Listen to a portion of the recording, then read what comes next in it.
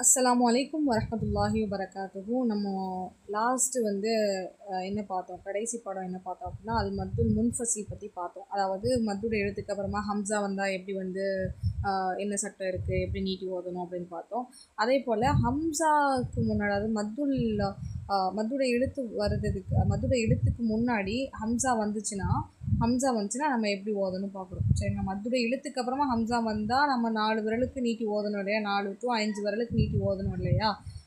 ஆனால் மத்தோட எழுத்துக்கு முன்னாடி ஹம்சா வந்தால் நம்ம எப்படி ஓதணும் அப்படிங்கிறத நம்ம பார்க்க போகிறோம். சரிங்களா, ஓதுவோமா? எப்படின்னா மத்துல் பதலும் வாங்க. அது மத்துல் பதல்.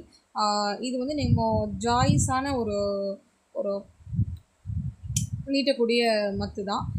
இப்போ இது கட்டாயம் கிடையாது. சரிங்களா, மத்துல் முத்தசில் மாதிரி இது கட்டாயம் கிடையாது. இது மத்துல் முன்ஃபசில் போல் இதுவும் ஒரு ஜாயிஸாக நம்ம எடுத்துக்கக்கூடிய ஒரு மத்து தான். சரிங்களா, ஓகே. மத்துல் பதல் அப்படிங்கிறது மத்தோட எழுத்துக்கு முன் ஹம்சா வர்றதுக்கு, மத்தோட எழுத்துக்கு முன்னாடி அலிஃபு வாவு யா இருக்குது பார்த்தீங்களா, இதுக்கு முன்னாடி ஹம்சா வருதுக்கு தான் மத்துல் பதல் என்று கூறுவார்கள். சரிங்களா, அதாவது மத்தோட எழுத்துக்கு அப்புறமா ஹம்சா வந்துச்சுன்னா மத்துல் முன்ஃபசில் என்று கூறுவார்கள். மத்தோட எழுத்துக்கு முன்னாடி ஹம்சா வந்துச்சுன்னா மத்துல் பதல் என்று கூறுவார்கள். இதில் 2 விரல் நீட்டக்கூடிய அல்லது மடக்கக்கூடிய அளவுக்கு நீட்டி ஓதணும் அப்படிங்கிறாங்க. சரிங்களா, 2 விரல் அளவுக்கு நம்ம 2 fingers லெவல் என்ன செய்யணும், நம்ம நீட்டி ஓதணும். ஓகே. இந்த இடத்துல நம்ம 2 விரலுக்கு நம்ம என்ன செஞ்சிடும், குண்ணா கொடுப்போம். ஏன்னா ஷத்துடைய எழுத்து இருக்கிறதுனால.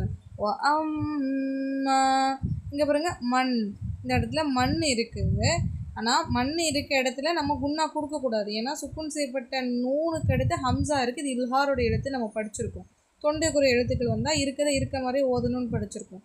இங்கே நம்ம குண்ணா கொடுக்கக்கூடாது. ஆனால் அதுக்கடுத்து ஹம்சா இருக்குது பாருங்கள். இந்த ஹம்சாவை நம்ம 2 விரலுக்கு நீட்டி என்ன செய்யலாம், ஓதலாம்.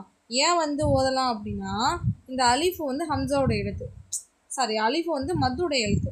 அப்போ அலிஃப் மத்தோட எழுத்து, அதுக்கு முன்னாடி என்னென்னா ஹம்சாவுக்கு ஃபத்தஹ் வந்திருக்கு. இப்போ இது மத்தோட எழுத்து தான். சரிங்களா, ஹம்சா அலிஃபு மேலே ஃபத்தஹ் வந்திருக்கு. ஸோ அப்போ இந்த இடத்துல நம்ம என்ன செய்யணும், கொஞ்சம் நீட்டி ஓதணும் 2 விரலுக்கு. இதை நார்மலாகவே நம்ம எஸ்என்எல் குர்ஆன் ஓதும் போதெல்லாம் படிச்சிருக்கோம். சரிங்களா, என்னது ஒரு அலிஃப் வந்தால் யா வந்தால் நம்ம நீட்டி ஓதுற மாதிரி தான், ஒரு நெடில் மாதிரி இதை நீட்டி ஓதணும். சொல்கிறதுக்கு பதில் ஆ அப்படின்னு சொல்லணும். சரிங்களா, அதை தான் ஓதணும். இங்கே பாருங்கள், மன் ஆமன. ஓகே, அப்படி ஓதணும். அதே போல் தான் இங்கேயும் வாவுக்கும் அதே தான். மன் ஊச்சிய. ஓகே, இந்த மண்ணிலலாம் குண்ணா கொடுக்கக்கூடாது. இருக்க மாதிரி ஓதணும். நாங்கள் அழுத்தலாம் கூடாது. சரிங்களா, அதே போல் தான் யாவுக்கும் ஓதணும்.